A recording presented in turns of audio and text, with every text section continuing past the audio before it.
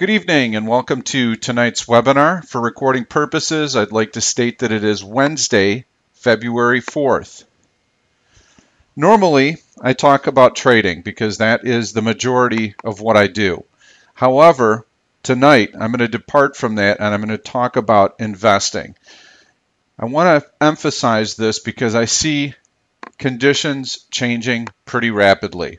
Now, I'm not calling for a bear market, but this 5-year bull market is getting a little long in the tooth, and I am seeing some things that start to concern me. First and foremost, we've seen tons of money printing by every central bank in the world. Normally, that money printing has kept a bid to the market. Even the promise of money printing has kept buyers engaged. Now we're starting to see that wane a bit, and I'll state an example. 2 weeks ago, we saw the ECB fire its quote-unquote bazooka. They've been talking about doing this for the last 2 years. Finally, it's done. They're going to engage in a huge bond purchase program.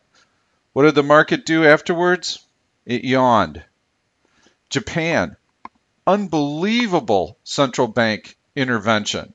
I mean, they have basically thrown the kitchen sink at their economy to no avail. They had expected that with the lower yen that their exports would increase. It's not happening. Europe is barely grinding along. We're starting to see China falter. US, FOMC is remaining accommodative, but they're not going to tighten anytime soon because they see all of the other issues that are taking place. In fact, during the last FOMC meeting, they were very dovish. Market did not rally. The PBOC today, People's Bank of China, they eased 50 basis points. Market really didn't rally after the news. So I think that investors are starting to really wonder where all of this central bank easing is going to take us. We've got interest rates at historic lows. Bonds aren't yielding anything, so it's really tough to make a buck out there investing. And in fact, because the interest rate yields are so low, it's forced everybody out on the risk curve. Now, what I mean by that is for anyone who needs to generate better than 2 or 3% return per year, well, you can't go into the bond market with a 30-year bond below 3%. It's at about 2.5%. So your only alternative is to really go into equities. So everybody's being pushed out into the equity market to try and generate some kind of return. Now, to this point, it's worked, but we're just not seeing the global growth. So again, I'm not calling for a bear market today. All of this money printing can continue for another year, 2 years, 3 years, 5 years, but when it ends, it's going to end poorly. So I want to talk about some of the issues that have plagued me and things that keep me awake at night. And I'm sure they probably keep you awake at night as well. One is, gee, this market feels like it's so overextended, but I don't want to go to the sidelines or go to cash because I might miss the next big rally. So if I'm in cash and the market rallies another 10 or 15%, I'm left holding the bag, making nothing in my money market account. I'm also wondering, as the market rallies, am I in the right investments? Are they going to keep pace with what's happening overall? This is probably one of the biggest concerns. And in prior webinars, I have asked my attendees, how many of you are on the sidelines? How many of you are in cash? Have you participated in this rally? And I'd say about half of the people have been on the sidelines for quite a while. So they're not even participating in this last leg of the rally. Why? Because they're wondering if the market's going to correct. We're way overdue for a nice correction. And in fact, we did have a pretty decent little one back in October. That was the first time in 2 years that we've broken the 200-day moving average. Since then, we've been testing support with greater and greater frequency. We're seeing light volume rallies, and we're seeing heavy volume declines. Those are danger signs. The market is changing technically. And previously, over the last 5 years, every time we've tested the 100-day moving average, the market has rallied back with a vengeance and it's slingshotted to a new relative high. That's a very strong pattern because those little retests of the 100-day moving average are just flushing out bullish speculators. As soon as they're out of the way, boom, the buyers come back in and push the market higher. It's not happening right now. In the last 6 weeks, we've tested the 100-day moving average 4 times. You also start wondering, well, can I weather a financial crash? Now, I've gone through every major crash in the last 30 years. I was in the brokerage industry during 87. I was in the brokerage industry during the mini crash in 89, the 1997 Russian collapse, the tech bubble in the year 2000, the financial crash in 2008, 2009, which all of us still remember. So I've got a lot of experience going through these market corrections, and more importantly, I've had thousands of customers, not only on the one option side, but when I was in the brokerage industry, I actually got to see what they would do, how they would react to these situations. And it's given me a lot of insight. It tells me how you're likely to react when push comes to shove. So yes, can you weather another financial crash? Well, gee, most of us are getting pretty close to our retirement age now. If we've got to go through another financial crash, we might spend 7 or 8 years just getting back to where we are right now. The answer is probably no. I can't weather another financial crash. In fact, I need to keep generating a consistent return year after year for me to be able to finance my retirement. Where will I put my money in a bear market? Where do you go? Bonds aren't yielding anything. Gold is falling apart. Stocks are falling apart. Global markets will be impacted. Ours actually has performed better than most. Where do you go with your money? What do you do? How can I generate risk-free income? Before the presentation even started tonight, I got a question on how to generate income. How will I have time to manage my plan? So once you do have an investment plan, how much time is this going to require? Is this going to be a 30 minutes a day? Is this something I can do once a week? How much time do I have available for it? How will I know when to adjust my assets? How do I know when to shift from bonds into equities or equities into bonds or into cash? What are the tells? How am I going to know? I've already talked about having enough money to retire. Baby boomers, I believe 10,000 baby boomers are retiring each day. So we're to the point now to where most of us are having to really protect our retirement money. The final one is, can I trust my investment advisor? I'm going to spend a couple minutes on this because I don't want to address it again from this point on. A handful of you might have someone who's really good and has your best interests in mind.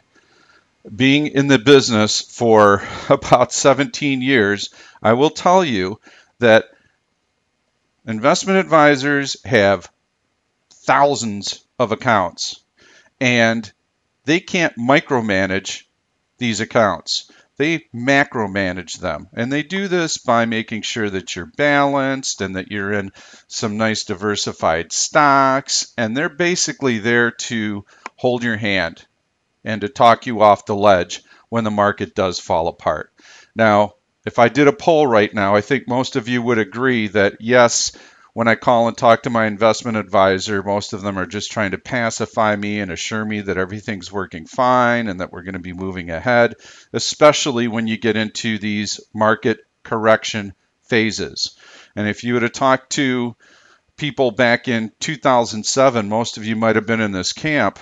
Good luck trying to get a hold of your investment advisor. And when the first 10% comes along, they're just saying, this is normal. This is normal. We like this, actually. This is perfect because now we're going to buy even more. And then you get the next 10% after that. Now you're down 20%. You're thinking, is this thing falling apart? And you hear the same thing from them. Don't worry. This is all part of the plan.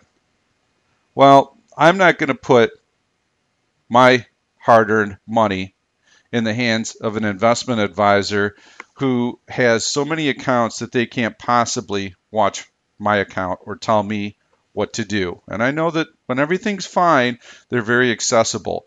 When the shit hits the fan, good luck trying to get a hold of them, and good luck trying to get an honest answer out of them. Because quite honestly, they don't know what the market's going to do. They're there to just dollar cost average and ease into positions.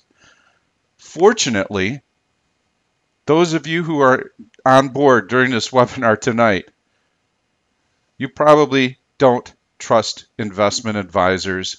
You're looking to make sure that you're taking control of your own investments. So I congratulate you. I think that's where you really need to be. So I want to talk about 5 failed bear market plans, okay? Because when everything's good, nobody worries about their assets. When the market's chugging along higher and higher and it's up 8%, 10% a year, no problem. Everybody's cool. But when the market does start to show some cracks, that's when you really have to start wondering what your plan is. One plan is, I'm going to stay in the market until I feel like the market's going to roll over, and then I'll go into cash. And maybe that threshold of pain is 5%, or maybe it's 10%. And so you keep going into cash, and then you wonder, did I miss the move? Are we going to rebound, and was that just a normal correction? And in fact, many people over the course of the last 2-3 years, they were so glad that they've been able to recover their money from the 2008-2009 crash, that from S&P 1600 on up, they've been sidelined. Like, you know what? I got my money back. I'm happy. I'm not going to visit that dark, lonely place again. And they've been in cash, so they've missed the upside. We could have a huge blow-off rally here with all the money printing that's going on by central banks. And if you had asked most people back in 1999, is the market overvalued? I think all of them would have said, yes, absolutely. But if they cashed in early, they missed about another 30% rally the next year. Just absolutely blew higher. So you don't want to be in cash too early. Plus, cash really doesn't generate anything for you. It doesn't keep up with inflation. It doesn't generate income. Bonds. Bonds are another possibility. Bond yields are at historic lows right now. I just mentioned about the 30-year bond. We'll take a look at yields in just a second. Another one is, well, gee, I'll go into gold if the market falls apart. Well, unfortunately, gold is also an asset. The fourth school of thought is to hedge. And we'll take a look at hedging a little bit. And finally, it's dollar cost average. Just keep putting money in and keep averaging your costs down. So I just talked about cash a bit, and the fact that the biggest question with cash is, how do you know? How do you know when it's time to shift out of equities and to go into cash? If you're early, you miss the big rally. If you're late, you lose a lot of profits because the market starts falling apart very quickly. There's an old adage that the market takes the stairs higher and the elevator down. And if you look at most corrections, they are very, very steep and very, very swift, and you never quite know when the big hurt is going to come.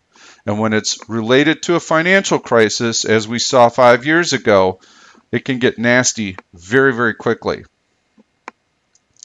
Cash won't generate income. You get nothing in your money market funds right now, and it certainly won't keep up with inflation. So you'll be a net loser every year. Bonds, again, same issue. When do you shift? What happens if you're early? You get some puny little bond yield. when the market's taking off and moving higher. Now, that said, bonds have actually been a fantastic investment the last year because it's been a flight to safety. But what that's done is it's pushed yields down so low that you can't make anything if you were to buy bonds right now and count on that income stream. You also have an issue with inflation. What if all this money printing starts causing massive inflation? Well, bond yields could spike just because of inflation. What if the Fed starts to tighten? They've talked about tightening this year. We don't know when that's going to happen, but if they do, we could see yields spike very, very quickly. That trade is crowded. And here's what the bond picture looks like right now. We can take a look at the maturity and the yield, and you can see 30-year bonds. You have to go out 30 years on the yield curve to make 2.25%. That's barely the inflation rate. There's nothing to be made there. And I'm going to ask you a series of questions right now. I'm going to conduct a poll because I want to be able to gauge my audience a little bit tonight and find out what your investment objectives are, what you feel you need to make to retire, because 2.25% is probably not going to excite many of you. So let me open up the poll and ask you a few of these questions. And we'll start with the first one. And let me know if you see this question. The first poll that I've opened up, the question is, what is a reasonable annual rate of return? And I'm going to consider that most of you in this webinar tonight are probably more aggressive because you're more hands-on and have higher expectations of what you think you're going to make each year. And that's fine.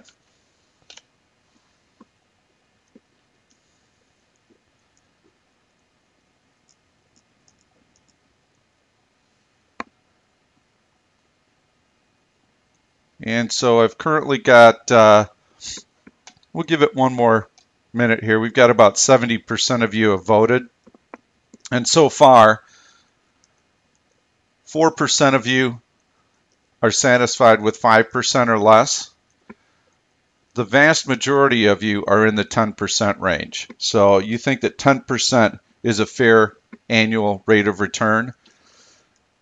About 20% of you feel that 15% is a fair annual rate of return, and there's some of you that are looking, 12% of you think that 20% is a fair annual rate of return.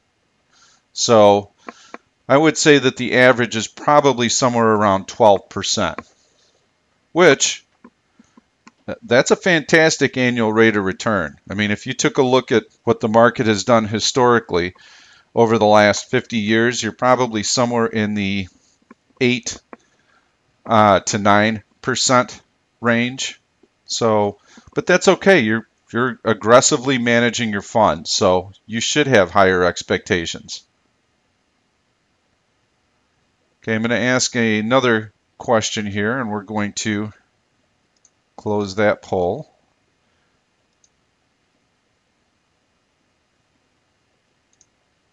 The next one is going to be, when will you retire? And the choices here are less than 5 years, 5 to 10 years, 10 to 15, or more than 20 years. And if you mark more than 20 years, make sure that you're not retiring at age 85 or so. I expect to work my whole life, but realistically, I'm not going to be working the hours that I do right now when I'm 80, 85 years old. So about a third of you, less than 5 years. So we're knocking on the retirement door. 17% from 5 to 10, and about a third of you, 10 to 15 years. 10 to 15 years, you can still, that's still a fair amount of time to invest and make some excellent returns and to be able to really um, get your funds together. But if it's less than 5, you're really having to make sure that what you do is relatively safe and consistent, because you don't want to be giving money back at this stage. And when I talked about going through another financial crash, the tech bubble from 2000, it took us 10 years to get back to ground zero. I mean, that's horrible. That is a very long time to wait. And most of us are not in a position to be able to weather that storm again. So I'm going to close that question, and then I'm going to ask the final question. And that is, what average annual return will you need to generate to retire? Less than 5%, 7%, 10%, 12, 15%.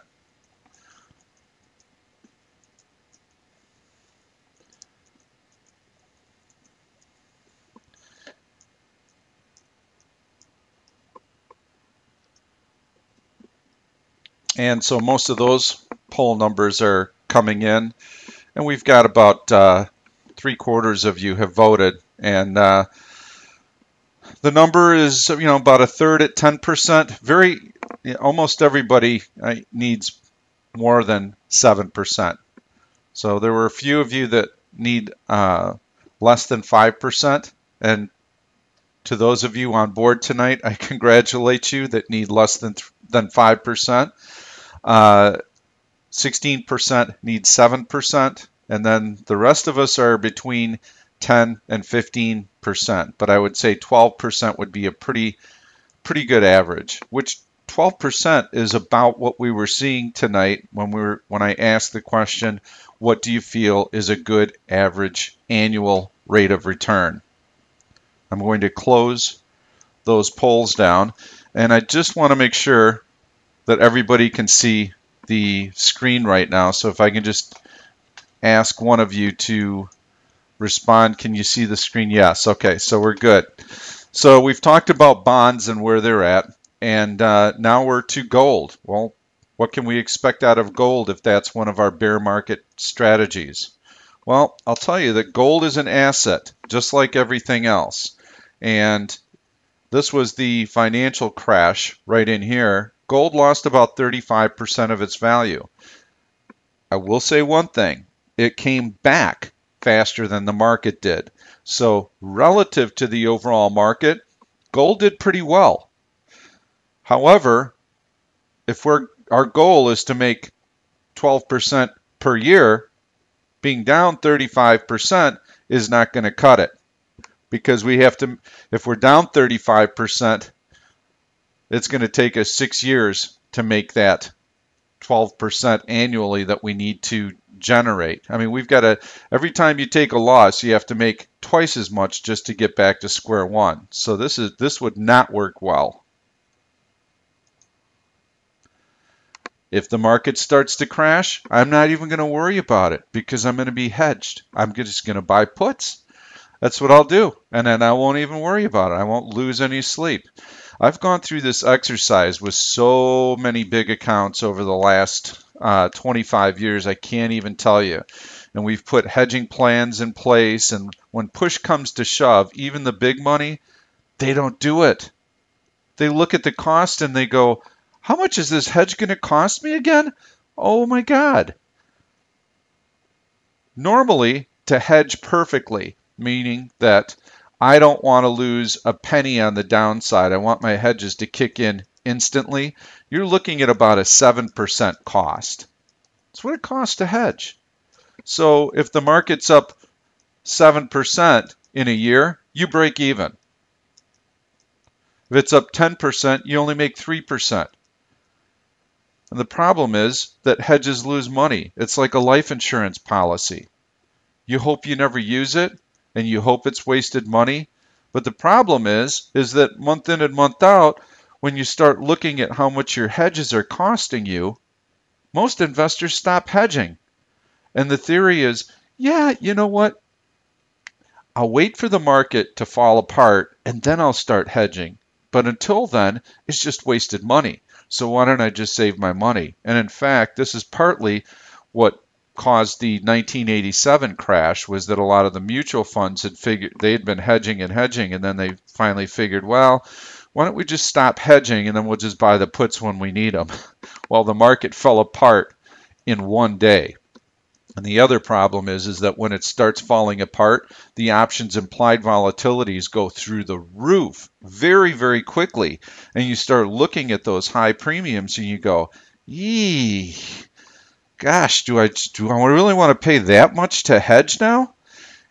Maybe we'll get a little bounce in here and then I'll hedge. And obviously you never get the bounce and the market keeps going down and then you're way behind the curve. So hedging is very, very expensive. It's not going to be a good bear market strategy. The final strategy is close your eyes and just keep dollar cost averaging. And no matter what the market does, you just keep putting money in and averaging and averaging. Well, when you've got a 30-year investment horizon, that's fine. When you're going to be retiring in the next 5 to 10 years, this is not a good plan, because you're at a point right now to where you can't afford to take a 50% haircut like we saw 5 years ago. That is just not going to work out. So, and there's also another flaw with this plan, and that is that it requires discipline.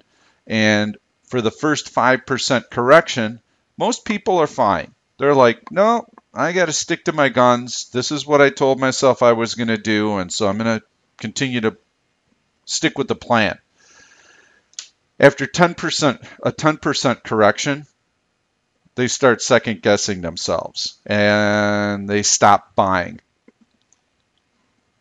because they wonder, gee, this is feeling a little bit risky and I'm a little uneasy about buying here. Well, after a 20% correction, you start to see account liquidation. People just go, oh my God, I can't even sleep at night. I'm done. I'm out. And I know these behaviors because I've seen them time and time again. And to a certain degree, I've gone through them myself many years ago. So this is a very important time to be thinking about what your investment strategy is going to be. And I believe that most of you are on board tonight because you sense what I do, that this house of cards, it's not going to last and it's not going to end well. And when it does finally end, we want to be along for the ride while it's still going and everybody's playing nice in the sandbox. We want to be along for that ride. I certainly do. And I don't want to call a top to a 5-year bull market until I actually see it happening. So I'm going to let it ride and I'm going to be long, and I'll make sure, though, that I'm able to adjust quickly. So here's my investment strategy, and I hope that it becomes your investment strategy too. Again, I'm not talking about anything option related tonight at all. It's a complete departure from what I would normally do. So the investment strategy includes 4 major asset classes. And in 2013, we started actually tracking the data for these asset classes. And if you would have used a buy and hold strategy, you would have been up 2.3% for these 4 asset classes. Not a very good return, but again, mind you, in 2013, this was less than half a year. We started in August, so let's double it. Okay, you're at 5%. Well, that's not that bad a return. Okay, given bond yields right now, not too shabby. The strategy that I'm going to show you tonight was up 11.9%. Again, this is in a half a year, 5 months. So we could double that, be up right around the 24% return. Whoa, that's sounding pretty nice. So last year, got a full year of data. Buy and hold up 12.6%. Excellent year by any standards, and certainly a year, according to what you've told me tonight, that would satisfy all of you. The strategy I'm going to show you, up 21%, considerably better. About 35% better. So the results, actually much better than 35%. It's not quite a double. It's probably about maybe 50% better, even a little higher than that. These results are unleveraged. So again, we're not using any option strategies. We're just buying the underlying asset. But we go long and we go short. So this is very, very important part of what I'm going to show you tonight. Going short. The strategy adjusts to market conditions. So we need to know when everything is changing and we need to be able to adapt. The good news is that all of this can be automated. Take you 2 minutes per day. And it's through the trading platform, which some of you are familiar with. You log in to your brokerage account, you log into the platform, and the rest takes care of itself. You can have a reminder sent to you in the morning that you need to do that. The positions sometimes offset each other. So amongst these asset classes, you may be long one asset and short another. Well, that reduces your overall risk. There's no guesswork. You know exactly when to get in and exactly when to get out. The final part is that there's no fear. The reason there's no fear is because everything is happening on an automated basis. And you know that no matter what the market's going to do, whether it's going up or whether it's going down, that you're going to be on the right side of the trade. Now, the keys to success are, number one, you've got to be able to diversify. So you never want to be left to one investment or even one asset class. The second is probably the most important tonight, and it's one that I really want to emphasize. Everybody does good when the market's going higher. I've seen so many of my customers, and I'll talk brokerage or with one option in my research, so many customers are on board and they actually think they're quote unquote getting it during a bull market because everybody's making money. It's easy. You just look at one side of the market, the long side, and that's all you do is buy calls, buy stock. The problem is they don't know how to look at the short side. And sooner or later, it's going to be very, very important to know how to short, because when the market rolls over, everybody else is going to lose money except for the people who know how to short. And I don't care what asset class you're in, when we go into a bear market, everybody loses. Everybody except for people who know how to short. And so if we go into a 2 or 3 year bear market, you've got to know how to short, and you have to be comfortable with it. And I'll tell you, it's a very uneasy feeling for those of you who have never done it. It's just odd. It doesn't feel right at all. So you need to learn how to short now. You don't need to learn how to short when the market's falling apart. By that time, you need to be comfortable with it. You need to be able to say, listen, I'm going short and I feel good about it. In fact, I can't wait to go short because I know that the market takes the elevator on the way down, and when everybody else is wringing their hands, I'm going to be ringing the register. And so this is the time to ease yourself into short positions, and just, if you have to, do 100 little shares. Do something that's so benign that you're not even going to think twice about it. You might not even look at the market or look at the stock because it's so small, it doesn't even mean anything to you.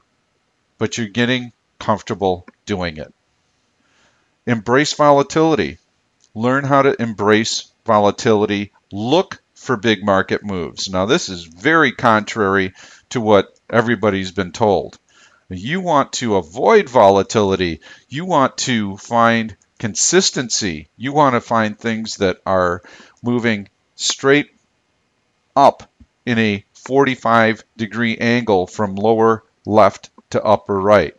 You want to find stocks that have incredible fundamentals, incredible technicals, consistency, and just plot a course higher and higher. This is a fine strategy when the market is going up. But when the market's going down, 75% of all stocks follow the market. Even the best companies are going to go down. Hopefully you're in stocks that perform well on a relative basis. But let's take a look at the flip side of that. Let's suppose that we've got a system that does really well on the short side. Well, now I don't want something that makes a straight line higher, higher, higher. I'd rather see something that goes like this, up and down and up and down, kind of like this chart in the background here, because I know that I have opportunities on both sides. So volatility is actually good because with this strategy, you know when you get a big move, you stand to make big money, and that goes for the upside or the downside. Automate. You should be able to automate your strategy because nobody has a lot of time on their hand. I mean, you don't have time to babysit positions and to monitor everything. It's got to be fast. It's got to be easy.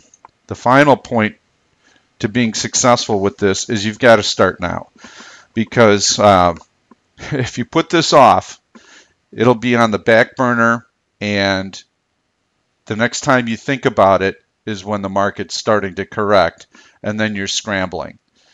You want to have this in place because you want to see it working effectively in a bull market, and you want to see it working effectively when we have a little mini correction like we had in October. Because if you go through a period like that, you're going to go, hey, you know what? This did really well when the market was moving higher, and it did really well when the market was selling off. And you start getting that comfort level. And that takes time. So starting now is very, very important. Some of you might be guessing where we go from here. Those of you who are not familiar with the different products and services that I offer, you may not be familiar with what I'm going to be showing you. There's a symbol group that I offer. It's called ETF Trader. Every statistic that I quoted you tonight is from ETF Trader, and I'm going to show it to you in a second here. I'm offering a special offer. The normal rate is $299.95 per quarter. Tonight, it's $249.95 per quarter. You can save 20%. This is a really good deal. This group of ETFs, they are the most liquid in the world. The four asset classes I spoke of, S&P 500 in the form of SPY. QQQ, so you're covered for all the tech stocks. GLD, gold, so you have exposure to precious metals. TLT, which is the 10-year US bond. So you have exposure to bonds, precious metals, tech stocks, and the S&P 500. Very, very diversified group, ideal for an investment portfolio. And you've got great diversification because the S&P 500 in and of itself is diversified. So is the QQQ. And by being across different asset classes, you take that diversification to the next level. So I hope you take advantage of this special offer. It's on the website right now, and I'm going to the website to show you how to sign up, and then we'll actually take a look at what it looks like in the platform. But again, I want to talk specifically about investing. So this is not leveraged at all. However, for those of you who are looking to leverage. These are the most liquid options in the world, okay? So they trade in penny-wide bid-ask spreads. You can get in and out with ease, and for me personally, I like to go 3 or 4 months out so that I don't have to worry about time decay, and if the position's on a long run, I don't have to worry about adjusting it. I just let it ride.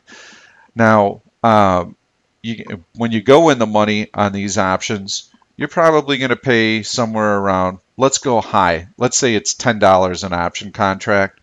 It's probably not going to be that high, but let's say it's $10 an option contract. You're going to get a very high delta with that of about 0.8 or so. So it's going to move with the underlying stock, but you're not going to have to put up as much capital. So all the returns that I spoke of earlier, you can easily multiply those returns by 5. So if I showed you a 20% return, it'd be 100% return using options. Now, I don't want to go that route because as soon as you start talking options, you start talking about leverage, you start talking about overexposure, okay? That is not something we want to mess with when we're investing. We want to make sure that we can keep a very clear head in our investment portfolio. But I would say, for those of you who have margin in your account, if you were to trade the underlying ETF, you could margin that. I mean, you could go to a 50% margin on any one of these positions, knowing that we're not going to be married to any one position. We'll be in and out. And in fact, the system does have stops. So you also don't have to worry that something's going to get away from us because there is a stop built into the system.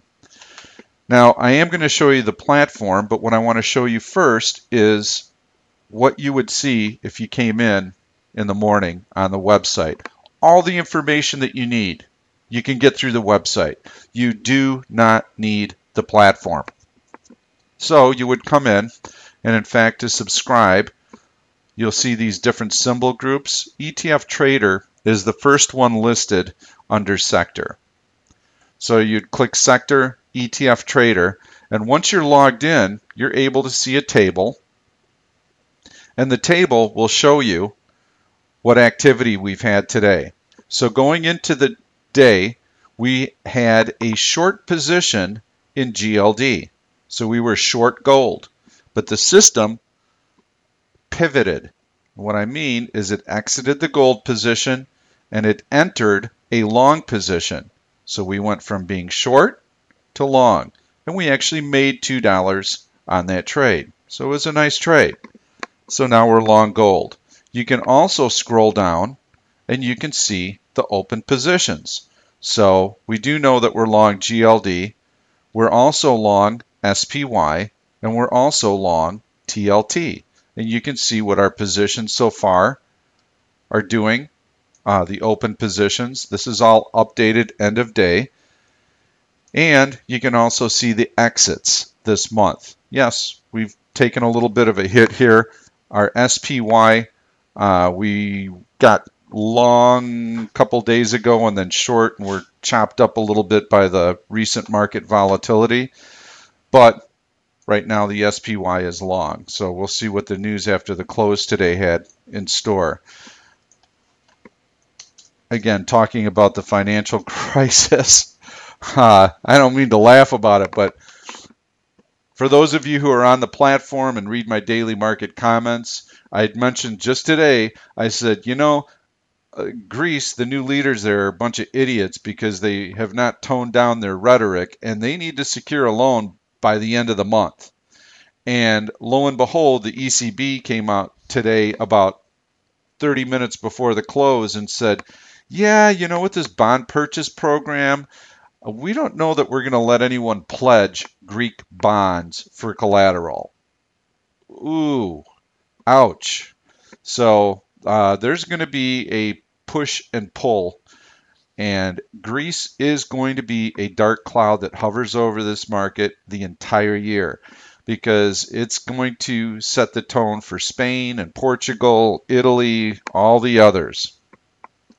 What I wanted to point out is that if you scroll down this page, you can see the exits this month, but then you can put the symbol in, GLD, TLT, SPY, QQQ, and you can go back and see the entry. And that was just a beautiful entry point on that TLT trade. When this puppy rolls over, incidentally, for those of you who are on the system and have been trading TLT, and if you've been trading options, you could be up somewhere 600–700% on these options, depending on which ones you bought. Don't let this trade get away from you. I mean, start taking profits in here. My God, you don't get those very often. You've got to start taking profits, and I don't see how much higher bonds will be able to go. But you'll also notice beautiful short on TLT, great long on TLT in here. So you can go back and you can take a look at each one of the underlyings on the website. You can see every single entry, every single exit arrow. Not only that, you can come up here and you can go back month by month. Just click these little arrows here. So we were up $1.21 in December. Now this represents one little share of each underlying. Okay, and then you can go back into December, take a look at that month, and you can see December was an excellent month. This system has been, the symbol group has been very, very consistent, and I think it's the right symbol group from an investment standpoint because it gives you exposure to tech, SPY, precious metals, and bonds. So I hope to have you on board for it. And if you're busy at work, for instance, every brokerage firm, and let's say that you do not have an account with Interactive Brokers, that is who we interface with. On the website, you can either check the website using your mobile phone, or you can have text alerts and email alerts sent to your mobile phone. So at an hour after the open, which this only trades 1 hour after the open. Entry, exit, stop, everything, every single piece of activity happens 1 hour after the open. So you don't have to wonder throughout the course of the day, gee, I'm in a meeting, I wonder if something happened. You're going to get a text, and it's going to say, hey, we are exiting our GLD short, and we are buying GLD. Well, almost every brokerage firm has a mobile app right now. So you'd log into your mobile app, click sell my GLD, click buy my GLD. That's it. It can be that easy. So let's take a look at how we might automate this. Before I do that, I'm going to spend just a quick second. You can see how we went long here, got short there, and that's the trade that just recently hurt us on SPY. This is just extreme market volatility, and tomorrow we'll probably have a sell-off because of the ECB announcement. But what I wanted to do was to just show you very quickly that 100-day moving average. You can see 1, 2, 3, 4, 5 times we've tested that now. Not good. And the 200-day moving average is right here, and we have a series of lower highs. So this is some pretty serious technical weakness. It's the most bearish I've been in about the last 5 years. And I'm not looking for us to go to hell in a handbasket right now, but I think we're due for at least a 10% correction. How the market responds and what the news is that forces that 10% correction will tell me if there's more to it than that. But here's ETF Trader. So if you do subscribe to the platform, you can come in and you can click on the various symbols, and I'll show you each of them so you know where the current signal is. GLD, okay, we were short in here, and we just covered that short as you saw. TLT we already took a look at. You can see our long way back in here. SPY I just had up as well. You can see we've kind of been chopping around in here. I will point out that there are lots of opportunities to improve on what the system has done if you do want to manage the trades on your own. See, we get short here, we get this big rally off the 100-day moving average. In my comments, I was saying this looks like a great capitulation low. I would be covering my shorts, and I will be. So if you follow my daily market comments, I know you can do much better. But from an investment standpoint, I'm going to assume that you are not able to micromanage your positions. You just go with what the system has got. QQQ, we are not in a position currently. It wants to be long, but you can see how we stopped out here. We were long here, and it stopped out the next day when it came below. I'd mentioned to you earlier that the system does have built-in stops. So it won't get long again before it gets above that point, which we were pretty close at one point today. So just waiting to re-enter. Now I want to show you the final part, then we'll get into, I'm going to show you a couple of trades, and then we'll take a look at some of your stocks very quickly, and then I'm going to do a Q&A. So for those of you who have an Interactive Brokers account, by the way, if you don't have one, I don't get paid by them to say this. They've got the best commissions around. I mean, it's super cheap. For less than a penny round turn in and out, you can get in and out of a stock. And I believe they've got a $1 minimum per trade. So if you're doing 100 little shares, you're going to pay a penny round turn. So I'm sorry, I'm having a senior moment right now. I'm trying to figure out what I'm going to show you. So I was going to show you the automated execution. If we look at the broker API and we go into automated trading systems, we would select ETF Trader, and then we can decide what we want to do here. If we trade the stock, we will go long stock. If we have a pivot from a long stock position to a short position, the system will know that we have to exit our long shares and then we're going to sell short. And I can go in and select, do I want to buy the bid, sell the ask, or do I just want to do a market order? These are so liquid. I just suggest do a market order. That way you won't miss anything, and you're talking about penny-wide bid-ask spreads anyway. You can enter a quantity. You can do 1,000 shares if you want, or you can do $1 allocation to keep the weighting equal. Your choice. And then finally, manual exit or auto exit. So auto entry, auto exit, that's completely hands off. Submit orders without a prompt. That means you're not going to even get a pop-up window. When it wants to trade, you're done. And then you click on, and that's it. You're live. And so when you log in every day to the platform, it's going to say, hey, do you want to enable your trading systems? Yes, I do. And by the way, for those of you who have Interactive Brokers accounts, you can pull real-time quotes into this platform. It's super nice with real-time quotes. And the other advantage to, let me show you the, I'm going to click off, and then I'm going to show you the options. So if you did want to trade options, you'd be able to choose how many months out you want to go. So 4+ would mean there are at least 4 months until expiration. And you could choose 2 strikes in the money, 1 in the money, out of the money, way out of the money. And then you could do the same thing with the price, the dollar amount, or the quantity. Auto entry, auto exit, submit orders without the prompt, click on. Once you set this up, you don't ever have to look at it again if you don't want to. And then you're just prompted each day. Do you want to enable your auto trading? Yes, I do.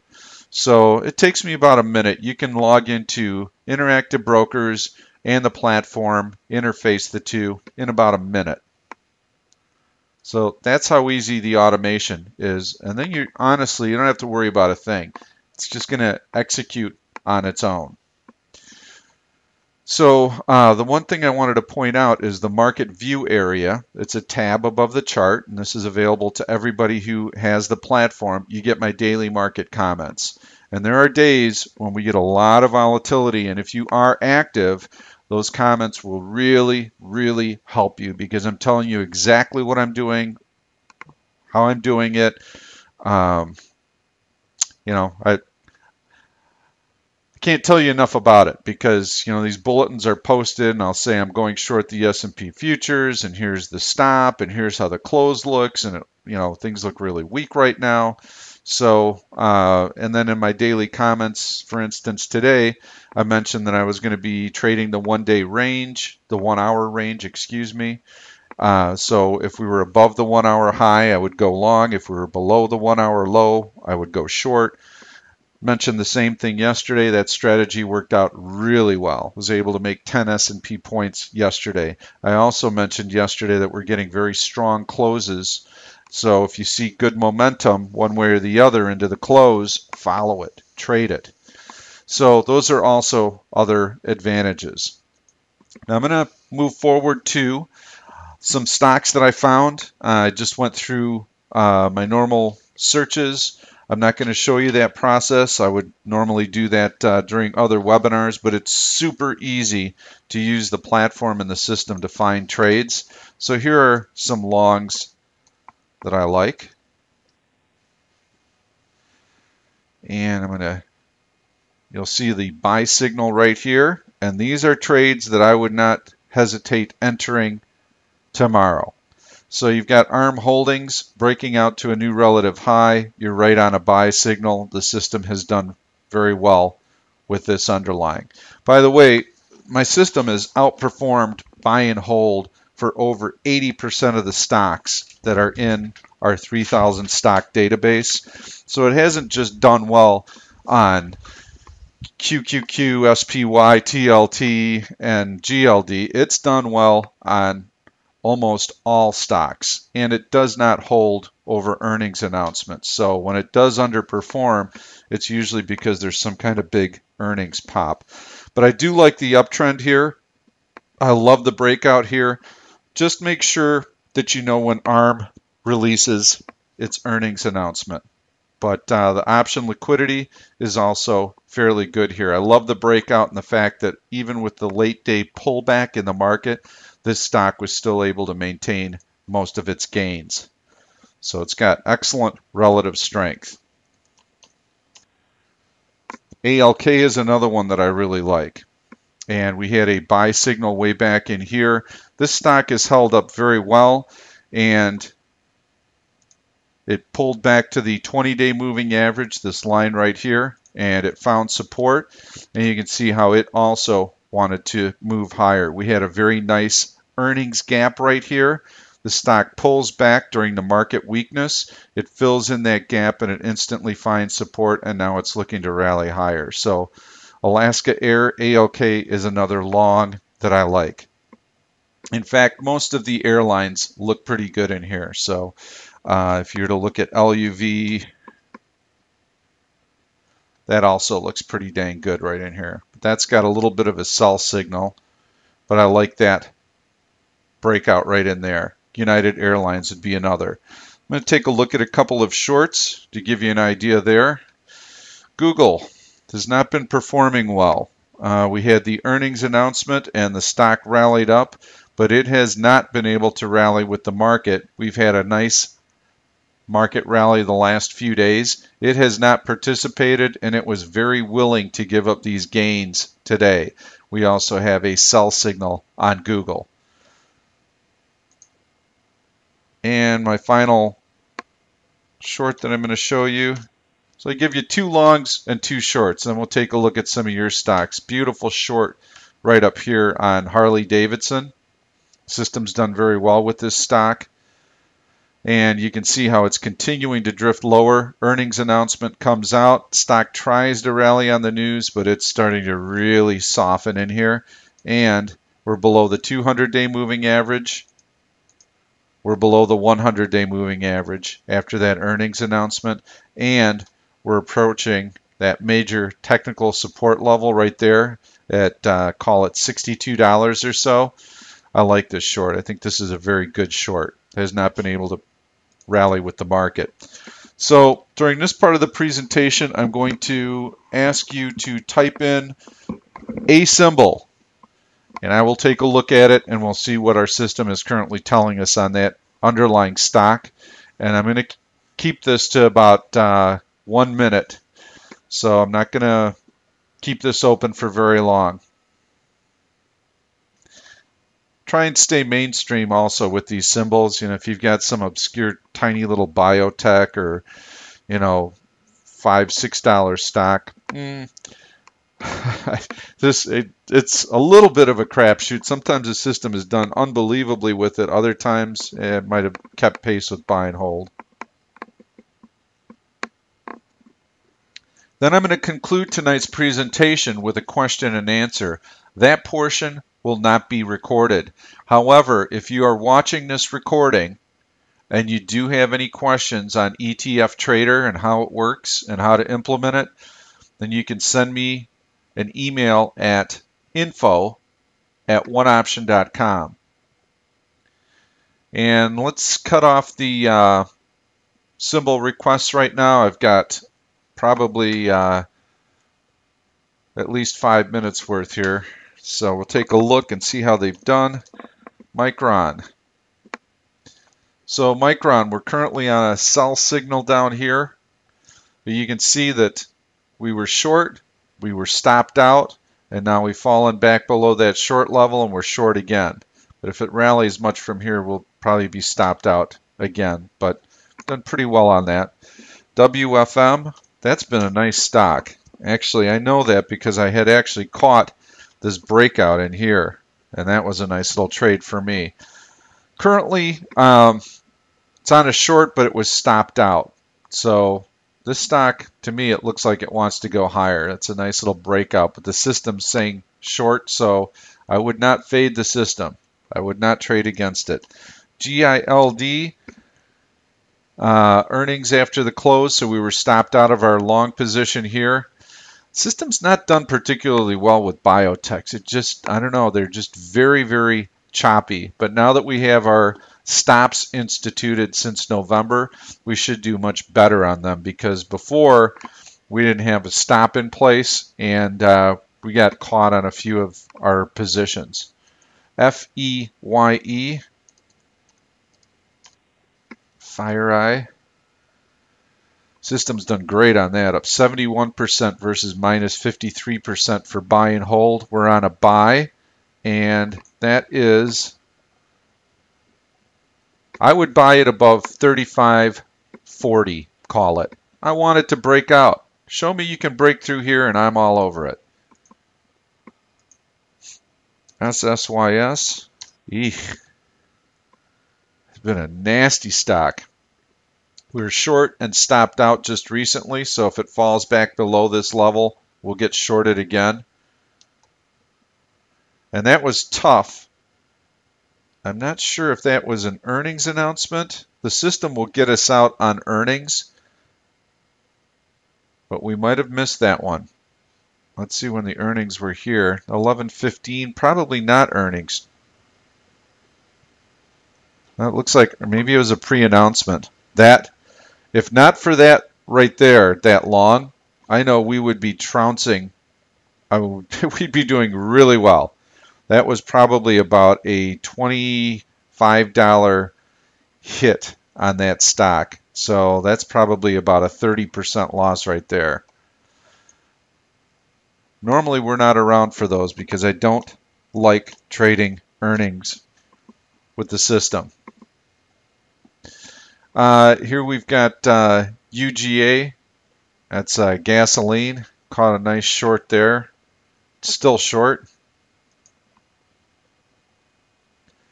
ABC.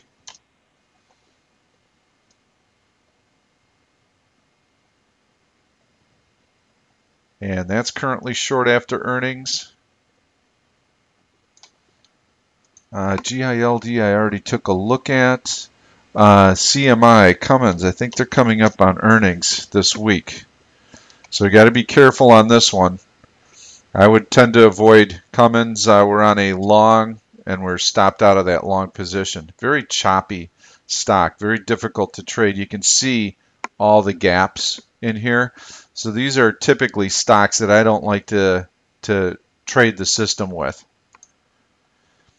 I don't like to trade them, period. You know, it may be a stock that consistently goes up, but usually when you see those gaps, it's all over the place. Rig, boy, what a short right up there. That was beautiful. We're still short.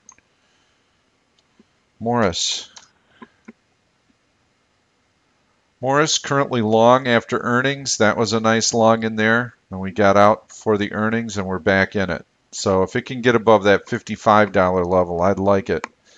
Nove.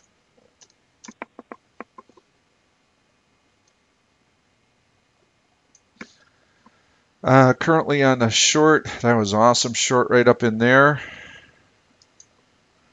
And let's see, Amazon. We just got long. Yeah, we got long. Again, you know, system has done very well versus buy and hold.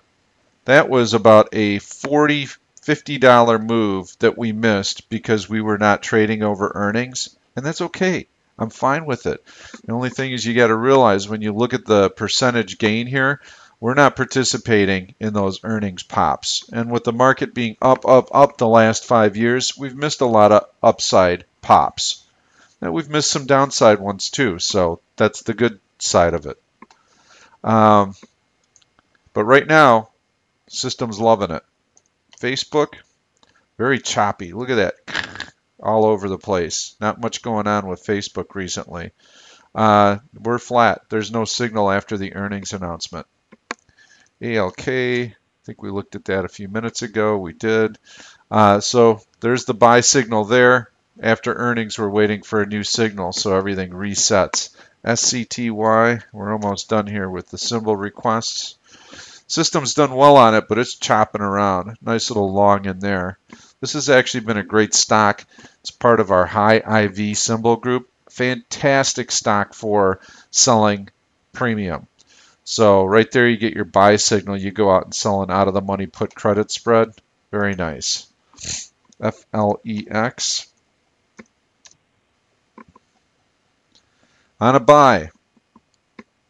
And I knew that was you, Dave, asking for that one, because this is the kind of stock I love to look for. Thank you for that, Dave. That's beautiful. There's your nice rally up. You're tight in a horizontal consolidation. You get your breakout to a new high. This thing wants to go. So there's another stock that you can trade, folks. Great option liquidity also. But for 11 bucks, just go buy the stock. XLV. Currently on a sell right here. Con.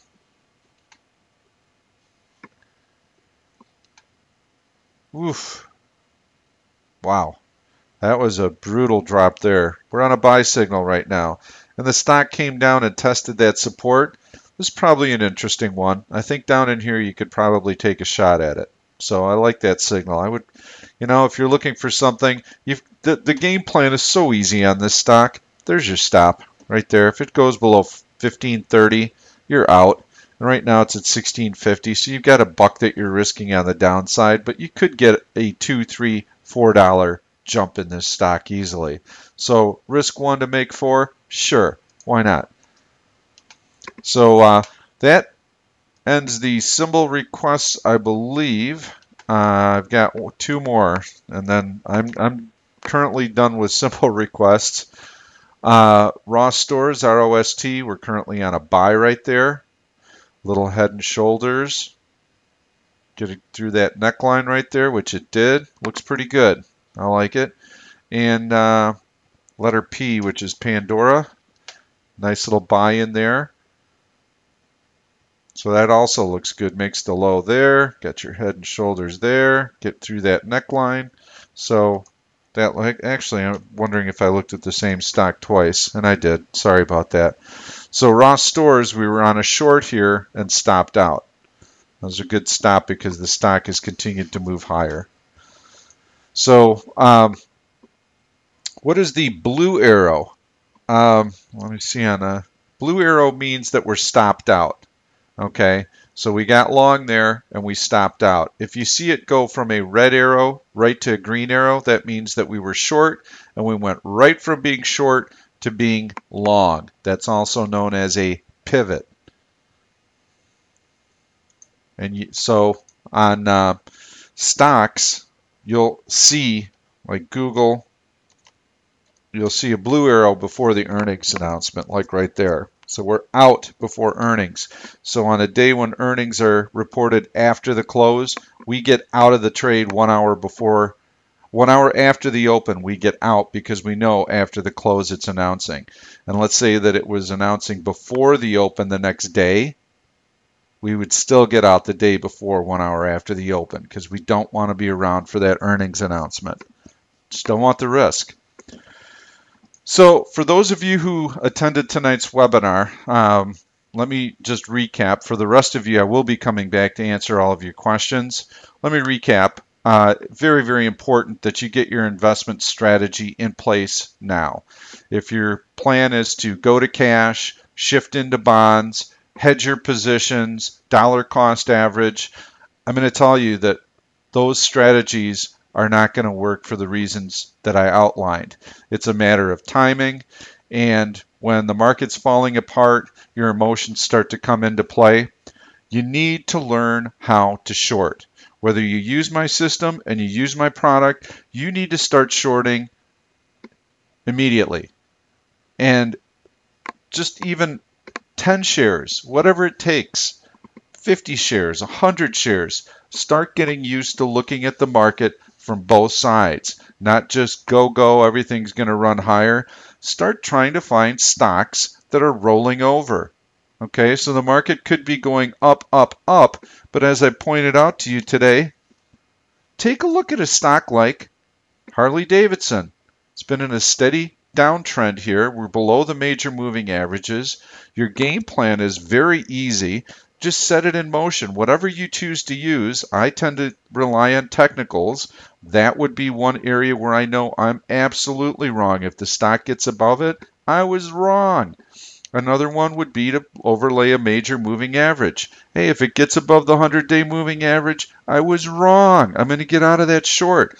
Above the 200-day moving average, you can use that. You can even come in, and if you like drawing trend lines, you can draw a trend line down and say, hey, you know what? If it gets above the trend line, I'm going to get out of the position. So whatever you're choosing, it doesn't really matter. Just have a game plan and know what your exit point is on it. So fortunately, this is being very stubborn with me. I can't drop my trend line. There we go. So anyway, yeah, if it rallies above this trend line, this downtrend line, I'm out. Try some short positions and get comfortable with it because there's going to be a time, I don't know when the majority of your trading is going to be on the short side. And when everybody else is wondering what the heck to do with their money, you're going to be perfectly comfortable being short. And don't think of it as a company and people being laid off. Just think of it as a chart, and you're equally happy with it going down as it going up. It's actually pretty easy once you get used to it. Take a look at some of the picks that I outlined tonight, but more importantly, think about your investments. I really hope to have you on board with ETF Trader. I'll help you get it set up, help you get started with it, and then you'll have your investment plan in place, and you won't worry day to day what the market's doing. 4 or 5 months from now, when you start to see how the system's performed, you'll have the comfort level to maybe scale into it a little bit more and then to just kind of put it onto autopilot. I think that would be a prudent thing to do. I don't like what I see. I'm hoping I'm wrong, but I think that this could be a fairly tough year. Thank you so much for attending tonight's presentation, and I hope to have you on board for our future webinars. Good night.